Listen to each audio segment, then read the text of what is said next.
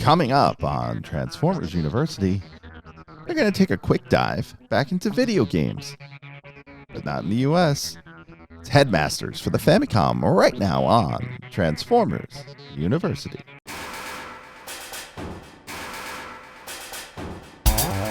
Hello, my friend, and welcome to episode number 115 of Transformers University. I am your host, Anthony Brucali, owner-operator, Madman behind TFU.INFO, the website, the toy archive, this podcast, TFU News and Views podcast, and oh so much more. I want to welcome you to this edition of Transformers University. I hope you are having a fantastic February in 2022. If you're listening to this in the future, I hope your February 2022 was pretty good. And today we are talking video games. We're sticking in Japan. And we're sticking with Headmasters. And this time we're going to talk about the Headmasters video game for the Famicom system. For those of you who may not remember from the last time we covered a game for the Famicom system, that is the Nintendo Entertainment System, the NES, as it was sold here in the US, but in the Japanese market. This game is very similar to the previous game we covered, Mystery of Convoy. And from everything I've read about it, it doesn't seem to be that good. But it does start with a chiptune MIDI version of the Headmasters theme, which we're going to listen to right now.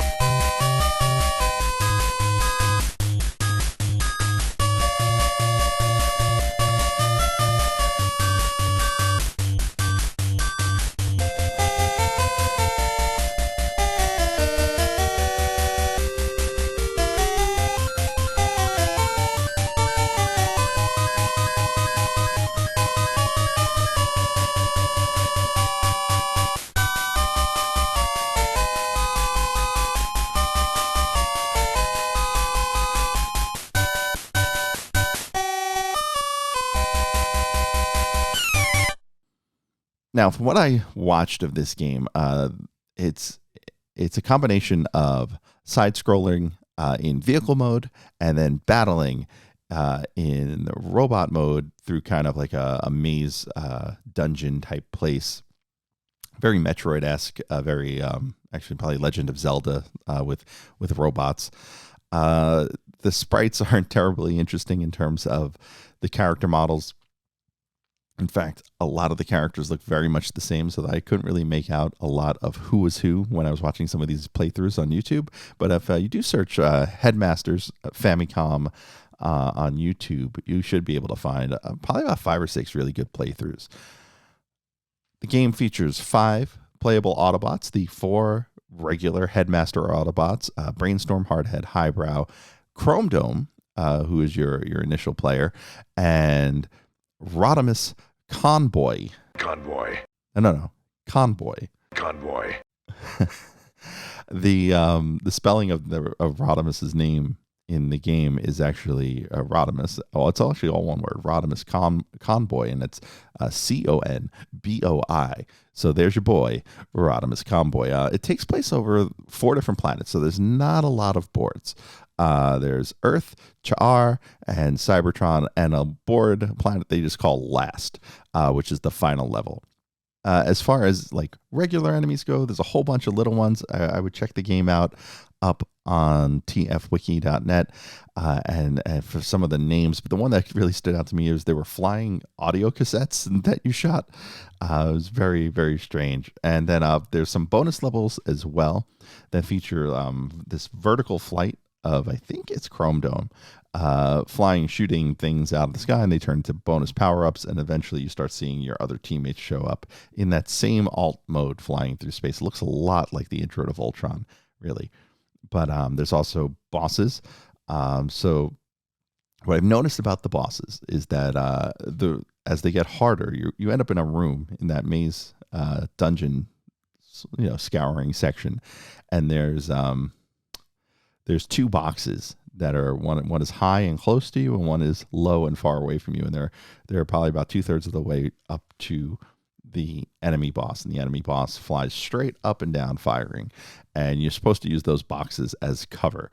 And the couple of the battles I watched, the boxes get progressively smaller. So Menasor being one of the bosses, that he probably had the biggest boxes, and you can shoot and ricochet your shots off the ceiling and off the floor and off the back wall. Menasor had like the biggest box, and say it was like 4 cubes, stacked on each other in 2 spots. And then Bruticus had a smaller box, was probably 2 cubes stacked on top of each other. And instead of making a full cube itself, it was probably more of a rectangle. And then, of course, Galvatron had the smallest set of boxes, where he was just 1 box each, and or 1 cube each, and much harder to hide on. So that's the gist of the game. And then there's the end boss. And the end boss is a little weird, because what happens is when you get to the end level, all 5 of your characters hop inside of Fortress Maximus. Only they didn't use Fortress Maximus as the image for the figure. They used Metroplex. So they hop into Metroplex's vehicle mode, and you end up in the final level. And the final level is another side-scrolling scene of Fortress Maximus, and I say that with air quotes because it's Metroplex, fighting Scorponok. And so once you fight Scorponok, the game ends. You fly through space in that weird little Voltron-esque level, and they introduce all the characters hopping out of Metroplex: Chrome Dome, Brainstorm, Hardhead, Highbrow, Rodimus, Convoy. And really, that's it. That's the game. That is Headmasters for Famicom. Thanks for listening to the show. Stick around to hear what's coming up next episode, but first, I want to fill you in on a few ways you can stay in touch with the show. Want to be on the show? Leave us a voicemail at 702-763-4838. That's 702-POD-4TFU. Or send an email to info@TFU.info. Be sure to catch us on Twitter at TFU_info, and on Facebook and Instagram under the username TFU.INFO, all one word. Also, please subscribe to our YouTube channel, youtube.com/TFU.INFO, where we post all of our podcasts, plus special video segments, reviews, and live coverage of Transformers-related events such as New York Toy Fair and New York Comic-Con. I hope you enjoyed this episode. Please visit us at www.tfu.info, the world's longest-running transforming toy archive. And that will wrap up this very quick episode of Transformers University. Coming up next time on the show, we're going to go back to the U.S. for a little bit, something where we haven't been in a while. We're going to touch on a continuity we've sort of touched on, but not from the U.S. standpoint, and that is the Marvel U.S. Comics continuity. We're going to talk episodes 37, 38, and 39. We'll get some Predacons. We'll get some Fortress Maximus and Scorponok. And in fact, those 2 Fortress Maximus Scorponok stories, just having looked at the covers, in my head went, those are good ones. I remember those as good ones. So maybe they will be as good as I remember. We'll have to find out next time on Transformers University. So, once again, I am your host, Anthony Bricali, owner, operator, madman behind TFU.info. Until then, see ya.